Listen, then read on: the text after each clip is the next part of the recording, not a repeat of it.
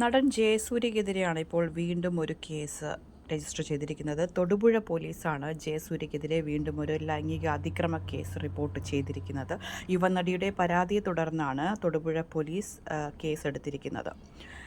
കഴിഞ്ഞ ദിവസങ്ങളിൽ തന്നെ നമ്മൾ അറിഞ്ഞതാണ്, സെക്രട്ടേറിയറ്റിനുള്ളിൽ വെച്ച് യുവനടിയെ, ജൂനിയർ ആർട്ടിസ്റ്റിനെ ലൈംഗികമായി അതിക്രമിക്കാൻ ശ്രമിച്ച കേസ് നിലനിൽക്കെയാണ് ഇത്തരത്തിൽ വീണ്ടും ഒരു വിവാദം ജയസൂര്യയിലേക്ക് എത്തുന്നത്.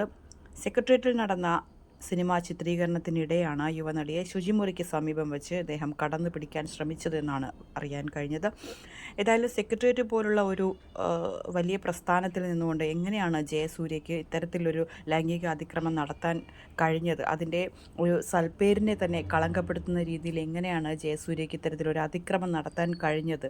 അദ്ദേഹത്തിന് എന്ത് ധൈര്യമാണ് ഉണ്ടായത് എന്നുള്ളതാണ് ഇപ്പോൾ ആശ്ചര്യപ്പെടുത്തുന്നത്. ഏതായാലും ജയസൂര്യ ഇപ്പോൾ തന്നെ നാട്ടിലില്ല, ന്യൂയോർക്കിലാണ് അദ്ദേഹം ഉള്ളത്.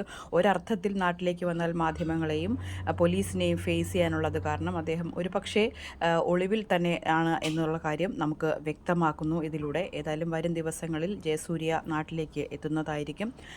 സെക്രട്ടേറിയറ്റ് അതീവ സുരക്ഷയുള്ള ഒരു സ്ഥലമാണ്. സുരക്ഷയുള്ള അതുമാത്രമല്ല, സിനിമാ ചിത്രീകരണത്തിനായി പലപ്പോഴും വിട്ടുകൊടുക്കാറുള്ള സ്ഥലമാണ്. അവിടെ വെച്ച് എങ്ങനെയാണ് ഇത്തരത്തിലുള്ള അതിക്രമം നടന്നതെന്നാണ് അതിശയിപ്പിക്കുന്നത്.